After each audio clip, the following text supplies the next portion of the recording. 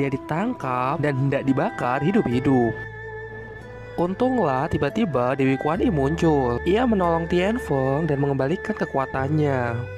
Ia pun memberitahu Tianfeng bahwa suatu hari nanti akan ada biksu yang menempuh perjalanan ke barat untuk mencari kitab suci.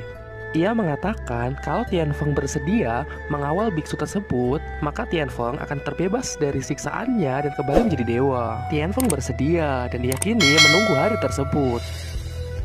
Setelah itu, Dewi Kuan Im pergi menemui Sun Gokong. Ia mengatakan hal yang sama dan Sun Gokong pun juga bersedia. Nah, sekarang kita pergi ke sebuah negeri yang bernama Negeri Tang. Di sana ada seorang biksu yang menyelamatkan Raja Negeri Tang yang tengah dikejar-kejar roh naga. Ternyata guys, biksu tersebut adalah reinkarnasi dari Buddha Cincanjel yang sudah kita bahas di bab sebelumnya. Pantas saja ya guys, si roh naga langsung takluk. Diketahui biksu tersebut bernama Tong Sancong. Dan karena raja begitu senang, Tong Sancong pun diangkat menjadi adiknya. Tak lama setelah kejadian itu, Tong Sancong bertemu dengan Dewi Kuan Im. Dewi Kuan Im mengatakan jika Tong Sancong mau menempuh perjalanan ke barat mengambil kitab suci di sebuah kuil yang bernama Kuil Leyin. Dengan begitu, maka dia akan menyelamatkan seluruh umat manusia dari kesengsaraan. Tong Sancong sangat tertarik dan ingin segera berangkat. Dewi Kuan Im juga mengatakan bahwa Tong Sancong tidak akan sendirian. Ia akan dikawal oleh beberapa murid yang akan ia temui di dalam perjalanan. Singkat cerita, Tong Sancong pun berangkat dan tibalah ia di sebuah gunung yang bernama Gunung Lima Jari.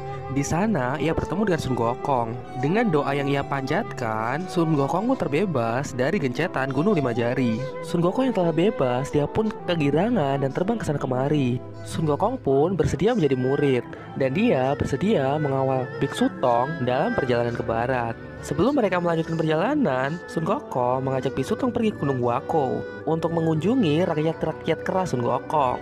Biksu Tong sangat tersentuh dengan keluarga Sun Gokong. Lantas malam harinya, ia pun tak tega untuk mengajak Sun Gokong melanjutkan perjalanan. Dia pun pergi seorang diri dan nyaris jatuh ke dalam jurang. Untunglah ada Dewi Kuan Im. Dewi Kuan Im mengatakan perjalanan ke barat sangat berat. Ia pun harus mengajak Sun Gokong. Dewi Kuan Im khawatir karena Sun Gokong masih memiliki sifat liar. Ia lantas memberi sebuah topi kepada Tong Sancong dan memintanya agar ia memberikannya kepada Sun Gokong. Karena merasa bersalah, Sun Gokong kembali kepada Tong Sancong. Biksu Tong memberikan topi itu kepada Sun Gokong. Sun Gokong mengenakannya dan tiba-tiba topi itu berubah menjadi simpai emas. Kemudian Biksu Tong membaca mantra yang ia pelajari dari Dewi Kuan Im. Tiba-tiba Sun Gokong merasa sakit kepala yang sangat luar biasa. Ternyata simpai emas tersebut memang diberikan kepada Sun Gokong untuk mengekangnya. Dengan sedikit paksaan, akhirnya Sun Gokong mau menurut. Dan perjalanan pun dilanjutkan. Tibalah mereka di sebuah desa. Sun Gokong mencium aroma siluman yang sangat kuat. Ia lantas membuat onar dan berharap siluman itu mau keluar. Dengan cepat, Biksu Tong pun segera membaca mantra. Dan akhirnya Sun Gokong pun kembali menurut. Setelah kejadian itu, mereka berdua pergi ke tempat tinggal kepala desa. Kepala desa itu menceritakan tentang menantunya yang sangat hebat. Menantunya sangat rajin bekerja dan bukan orang sembarangan. Sun Gokong pun dengan tegas menyela. Ia mengatakan bahwa menantunya itu adalah seekor siluman.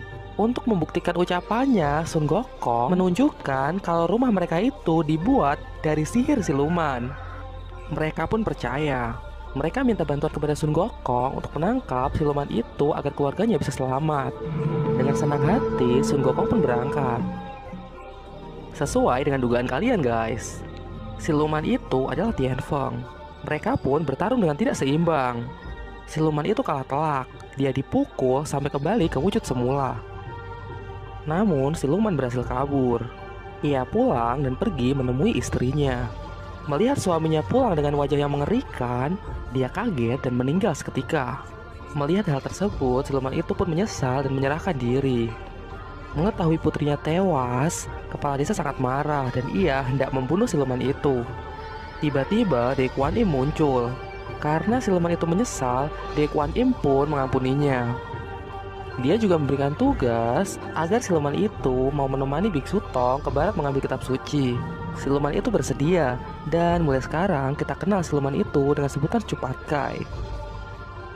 Perjalanan dilanjutkan, dan kini mereka bertiga tiba di sebuah sungai. Sungai itu bernama Sungai Pasir Hanyut. Karena dipercaya terdapat siluman di dasar sungai, warga setempat tidak ada yang berani melintasi sungai tersebut.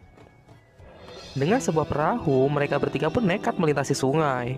Hal aneh pun mulai terjadi. Dayung mereka patah dan perahu mereka pun tenggelam. Biksu Tong pun ikut tenggelam ke dasar sungai. Mereka pun tak mampu berbuat apa-apa. Nyali Cupatka yang kecil dan Sun Gokong yang tidak bisa berenang. Namun Gokong tidak menyerah begitu saja. Dia pergi ke Istana Naga dan meminjam mutiara pembelah air. Di sisi lain, Biksu Tong yang telah tertangkap oleh siluman sungai mendengarkan cerita dari siluman sungai. Ternyata siluman sungai tersebut awalnya adalah seorang dewa yang melakukan kesalahan sehingga dia dihukum turun ke bumi. Karena tak kuasa menahan hukuman, ia lantas pergi ke dasar sungai dan berusaha menyelamatkan diri. Dengan kecerdasan Biksu Tong, lantas ia bisa menyadarkan sang siluman sungai. Sun Gokong telah kembali dan dia membawa mutiara pembelah air. Ia berhasil membelah sungai dan bergegas menyelamatkan gurunya. Singkat cerita, mereka pun berhasil menyelamatkan gurunya dan menangkap dua siluman itu. Setelah itu, Dequan Im muncul. Ia mengatakan kepada mereka bahwa Wuching akan diampuni jika dia mau menjadi murid Biksu Tong dan mengawalnya dalam perjalanan ke barat. Begitu juga dengan teman siluman itu. Jika dia mau menemani Biksu Tong menjadi kuda putih, maka dia akan diampuni. Mereka pun bersedia dan sekarang murid Biksu Tong sudah lengkap. Biksu Tong dan para muridnya melanjutkan perjalanan hingga tibalah mereka di suatu tempat yang suhunya sangat panas. Karena Biksu Tong cuma manusia biasa, tentu dia tidak akan tahan dengan suhu sepanas ini. Melihat kondisi gurunya yang sangat mengkhawatirkan, Gokong mencoba mencari solusi dengan bertanya kepada Dewa Bumi. Dewa Bumi mengungkapkan bahwa ini semua berawal dari Sun Gokong yang menendang tungku api 500 tahun yang lalu saat ia mengacau kayangan. Tungku api jatuh di tempat ini dan gunung api menjadi sangat aktif. Tak ingin mengungkit kesalahan di masa lalu, Gokong langsung bertanya bagaimana cara menurunkan suhu di tempat ini. Lalu Dewa Bumi mengatakan satu-satunya cara adalah dengan menggunakan kipas palem milik Putri Kipas. Untuk memulihkan tenaga, mereka pun beristirahat di sebuah kuil. Sebagai informasi guys, Sun Gokong sangat tidak tahan dengan panas. Ya mungkin karena faktor kelelahan juga, dia pun tertidur. Di dalam tidurnya, Gokong pun memasuki alam mimpi. Di dalam mimpinya, dia bertemu dengan siluman mimpi. Lalu mereka pun terlibat dalam perkelahian. Dan di luar dugaan, siluman itu ternyata sangat kuat. Sun Gokong pun dibuatnya kewalahan.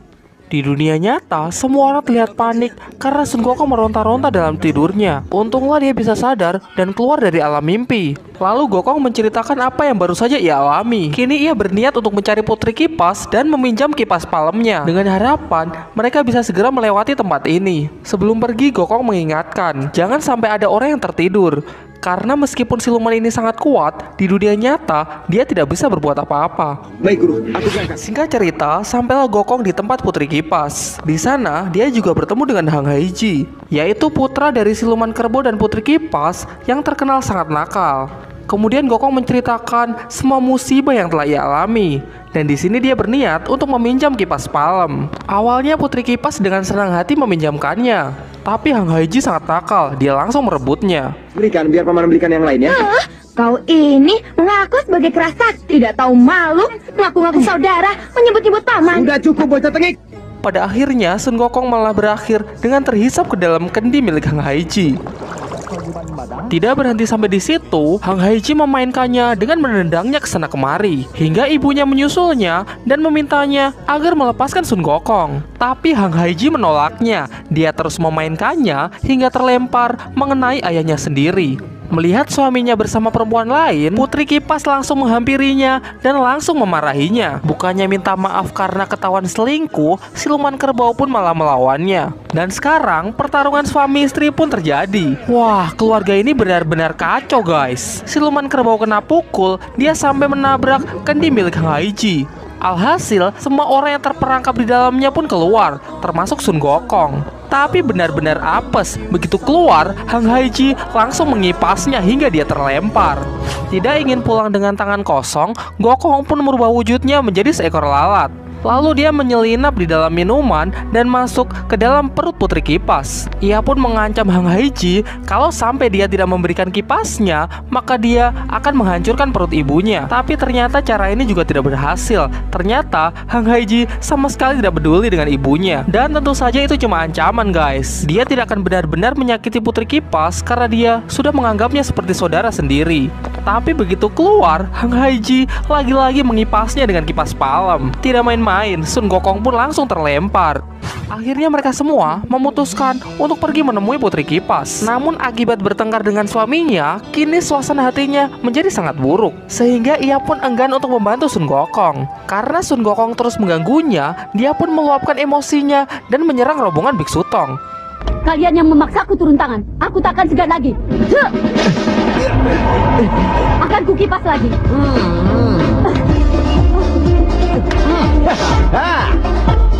Kena tipu. Wah, ternyata ini adalah bagian dari rencana mereka. Kini kipas palem pun berhasil diambil meskipun menggunakan cara paksa. Tentu Gokong tidak melewatkan kesempatan ini. Dia langsung pergi ke pusat api dan mengipasnya menggunakan kipas palem. Tapi panas tak kunjung reda. Di tengah usahanya, Sun Gokong malah terkena sambaran api. Seakan-akan gunung itu melakukan perlawanan. Meskipun api tak sampai melukainya, asap yang ditimbulkan cukup untuk melukai matanya. Kemudian Gokong mengungkapkan bahwa dia tidak pernah takut kepada langit dan bumi. Tetapi dia sangat lemah terhadap api dan asap. Sekarang mereka pergi menemui siluman kerbau. Mereka berniat untuk kembali mendekatkan pasangan suami istri ini. Sun Gokong mengatakan kalau putri kipas sebenarnya masih sangat mencintai suaminya ini. Namun ternyata siluman kerbau meragukan hal itu. Hingga pada akhirnya mereka pun sepakat untuk membuat sebuah taruhan di mana mereka akan membuat sebuah sandiwara. Siluman kerbau mengubah wujudnya menjadi seekor kerbau jantan. Kemudian ia mengaku bahwa dia sudah tidak bisa kembali ke wujud semulanya lagi.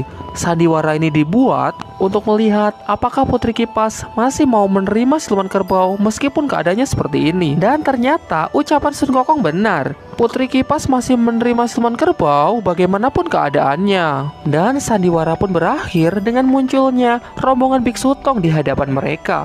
Siluman kerbau kembali ke wujudnya semula dan kini mereka menjadi rukun kembali. Tentu kini pun dengan senang hati mereka membantu rombongan Biksu Tong untuk memadamkan gunung api. Nah, dengan begini suhu sekitar pun menjadi normal dan mereka bisa melanjutkan perjalanannya. Di sisi lain, ternyata Hang Haiji masih menyimpan dendam kepada Sun Gokong. Lalu ia pun bersekutu dengan siluman mimpi untuk mengalahkannya. Hingga pada akhirnya mereka pun tahu kelemahan Sun Gokong, yaitu ia sangat takut kepada api dan asap. Sehingga kini mereka menyiapkan sebuah rencana yang akan mampu menaklukkannya. Singkat cerita, rombongan Biksu Tong kini telah tiba di sebuah desa. Desa ini sangat hangat dan menyambut baik kedatangan rombongan Biksu Tong. Kemudian Gokong bermain-main dengan ilmu sihirnya untuk mengubah penampilan penduduk desa. Ternyata penduduk desa sangat senang dengan hal ini. Dan kini Gokong malah kebanjiran pasien yang ingin wajahnya dirubah. Ya, karena menurutnya ini bisa membuat orang lain senang, tentu saja dia sangat senang melakukannya.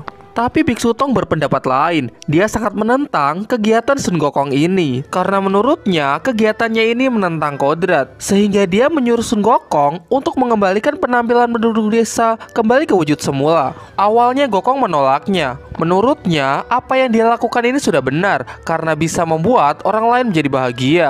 Tapi karena gurunya tetap bersikeras, akhirnya dia pun menurutinya. Semuanya kembali ke kondisi semula. Dan tentu saja dengan ilmu sihirnya dia mengembalikan penduduk desa ke kondisi semula. Tapi setelah itu dia ngambek dan berdiam diri di sebuah tebing. Tak tega dengan hal itu, Biksu Tong pun menyusulnya dan mencoba mengajak dia kembali. Tapi di saat yang bersamaan, Hang Haiji datang dan mengencingi tubuh Sun Gokong. Awalnya Gokong menuruti gurunya dan tidak terpancing dengan kelakuan Hang Haiji. Hingga pada akhirnya emosinya tersulut dan dia malah mengejar Hang Haiji.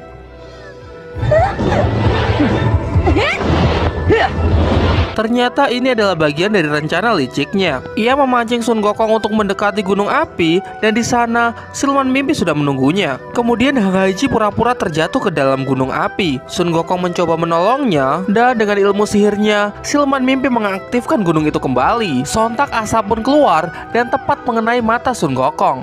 Tidak berhenti sampai di situ, Hang Haiji menyemburnya dengan jurus apinya. Sun Gokong pun terlempar ke tengah desa dan ia terluka parah hingga kembali ke wujud semula. Kau kenapa?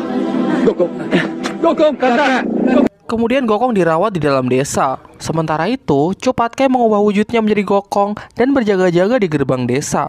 Lalu ada dua pemuda yang menghampirinya. Singkat cerita, Patkai pun mengatakan bahwa dia ini bukanlah Sun Gokong. Sun Gokong yang asli sedang terluka parah dan dirawat di dalam desa. Sialnya, ternyata itu adalah Hang Haiji dan siluman mimpi yang sedang menyamar. Chu Patkai pun terlibat pertarungan dan tentu saja dia bukanlah lawan mereka berdua. Lalu kepala desa pergi menemui Biksu Tong dan dia menyuruh Biksu Tong untuk segera pergi dari desa ini. Kemudian Biksu Tong bersama Wuching dan Gokong pergi meninggalkan desa. Tapi tak lama setelah itu, Biksu Tong meminta untuk kembali dan menitipkan Gokong kepada Wuching. Hingga akhirnya dia kembali lantaran dia tidak tega meninggalkan Patkai dan seluruh penduduk desa. Setelah beberapa lama Biksu Tong pergi, Sun Gokong pun tersadar. Ya, meskipun dia telah kehilangan penglihatan dan seluruh kekuatannya. Adik kakak. Setelah itu, mereka pun kembali ke desa. Ternyata desa pun sudah hancur berantakan dan seluruh penduduknya telah tewas. Setelah itu, siluman kerbau dan putri kipas datang menghampiri mereka. Gokong pun menceritakan semua yang terjadi, tapi sepertinya keduanya masih tidak percaya kalau anaknya lah yang telah melakukan semua ini. Kemudian mereka pergi untuk mencari Hang Haiji.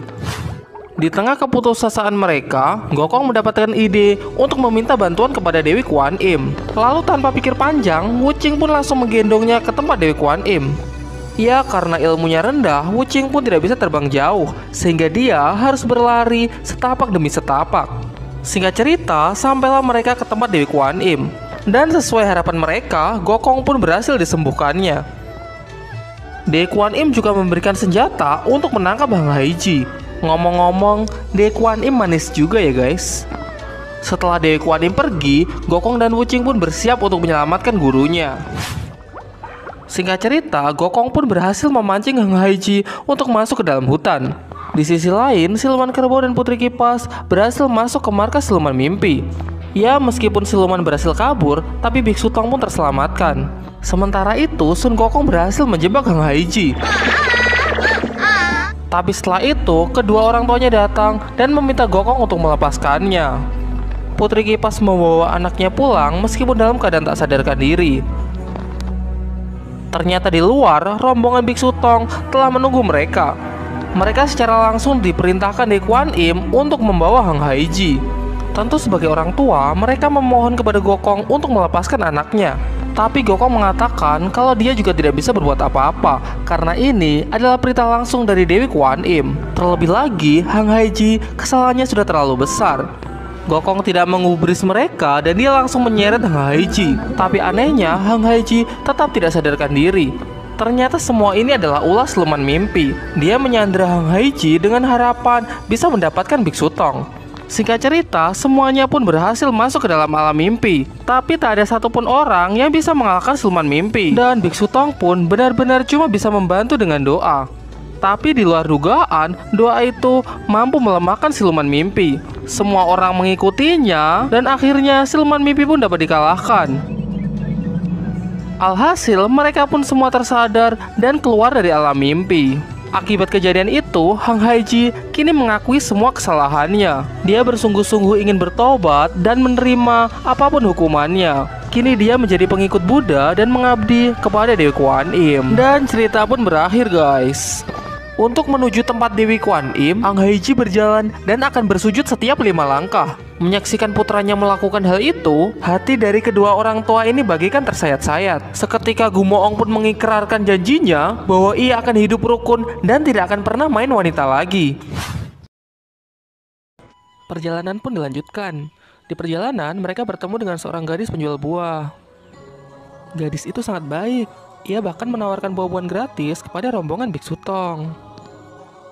Sun Gokong kemudian datang. Ia pun menyela mereka dan mengatakan bahwa gadis itu adalah siluman. Tapi sayang sekali tidak ada yang percaya dengan ucapan Sun Gokong. Semua orang menentangnya.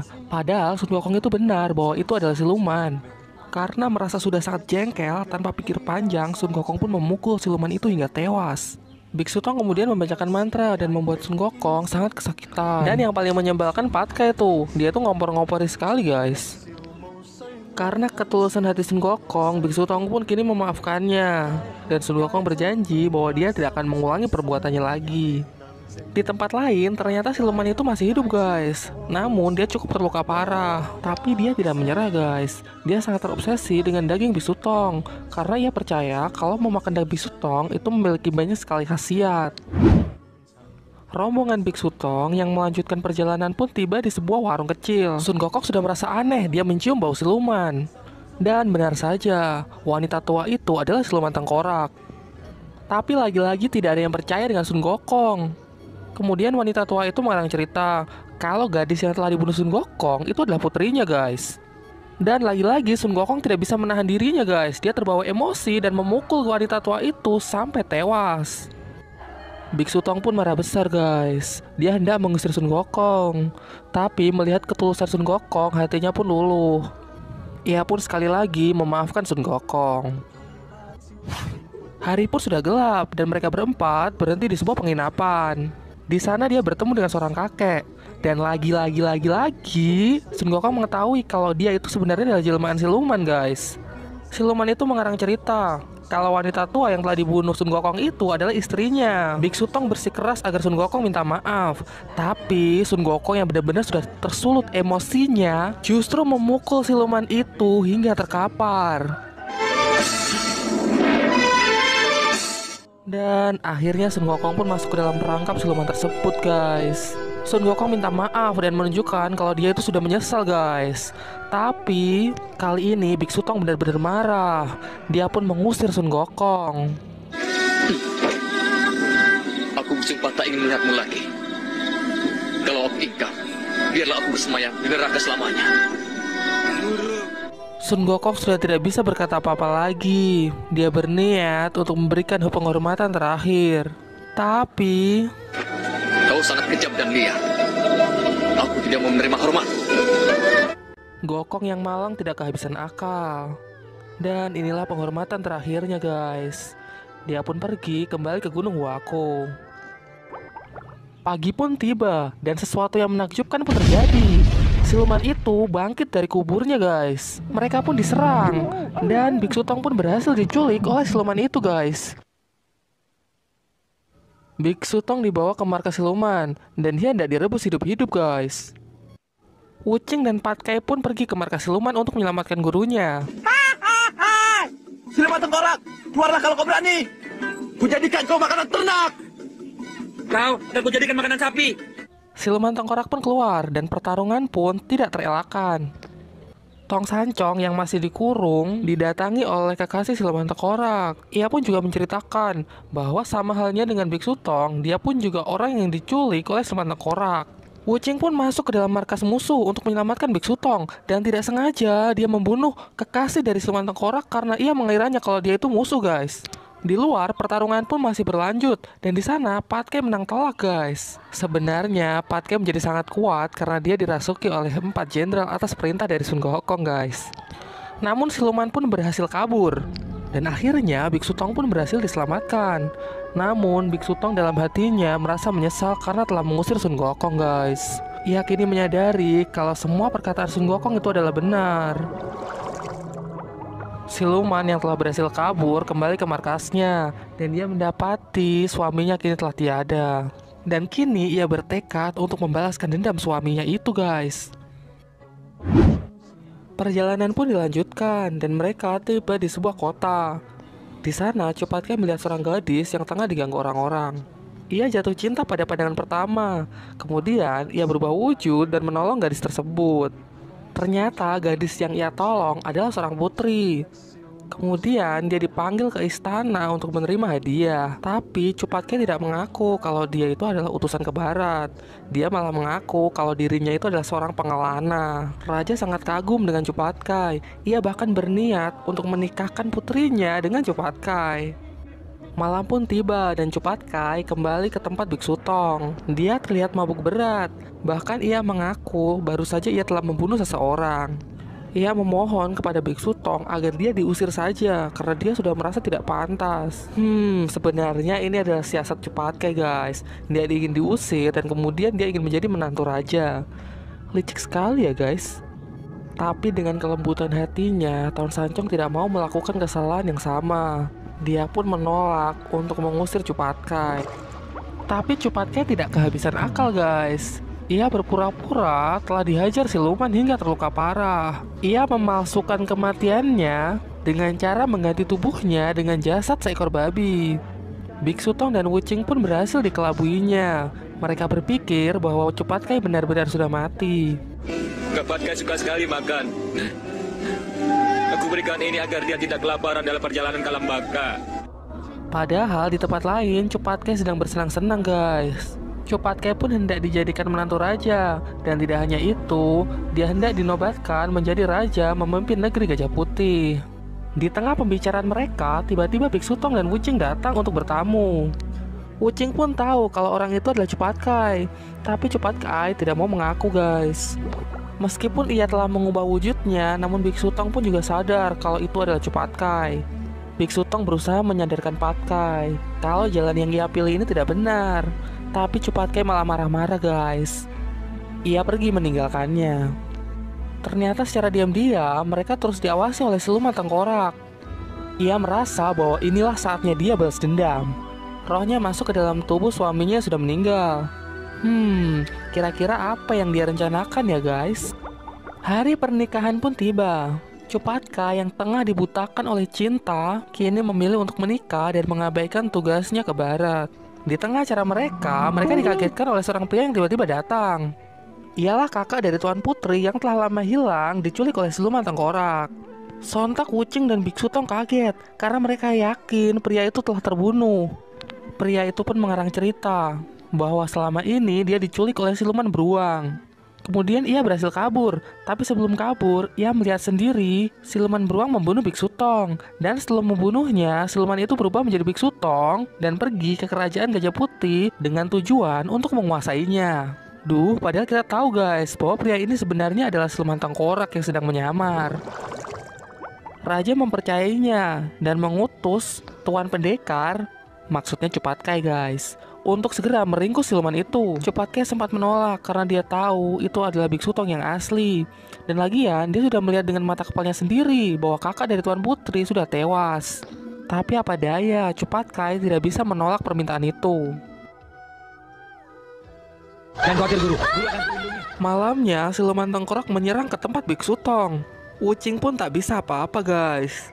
Wuching terluka parah dan Biksu Tong diubah menjadi siluman beruang hitam oleh siluman tengkorak. Aku ingin kalian tahu bagaimana rasanya ditinggal pergi.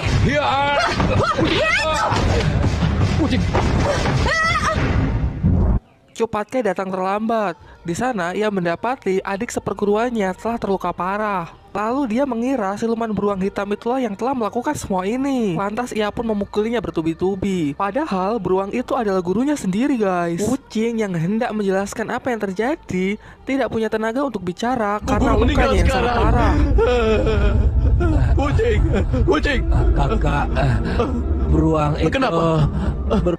Cepatkay hendak membunuh beruang itu. Namun Wuching yang tidak ingin hal itu menghalanginya sehingga Wuchinglah yang terbunuh. Dengan penuh penyesalan, Cepatkay pun ingin mengakhiri hidupnya dengan menggantung diri. Kuda Putih mencegahnya dan mengatakan bahwa gurunya masih hidup. Ia juga meminta agar Cepatkay pergi untuk meminta bantuan kepada Sun Gokong. Lalu dia pergi ke Gunung Huako dan menceritakan semuanya kepada Sun Gokong. Dia juga meminta maaf dan bersedia dihukum setelah gurunya diselamatkan. Singkat cerita, siluman berhasil dikalahkan dan Dewi Kuan Im bersedia untuk menghidupkan Wuching kembali. Setelah peristiwa ini, Cepatkay pun menjadi bersungguh-sungguh untuk mendedikasikan dirinya dalam perjalanan ke barat. Juga setelah peristiwa ini, hubungan persaudaraan mereka kini menjadi semakin kuat. Tidak ada lagi saling membenci dan kini mereka lebih sering untuk menghabiskan waktu bersama. Perjalanan ke barat masih berlanjut, tapi tiba-tiba mereka berhenti karena mereka mendengar suara aneh seperti tanah longsor. Sun Gokong pergi memeriksanya. Namun secara tak sengaja dia melihat rombongan para biksu yang tengah disiksa oleh para pendeta. Melihat keanehan itu, Sun Gokong tidak tinggal diam. Ia kemudian turun dan mengubah wujudnya menyerupai seorang pendeta. Ia menghampirinya dan perkenalkan diri bahwa ia adalah seorang pengelana yang menganut ajaran Tao. Sebagai informasi tambahan, ajaran Tao adalah sebuah kepercayaan yang ada selain agama Buddha. Mereka sangat ramah kepada Sun Gokong karena mereka sangat menghargai orang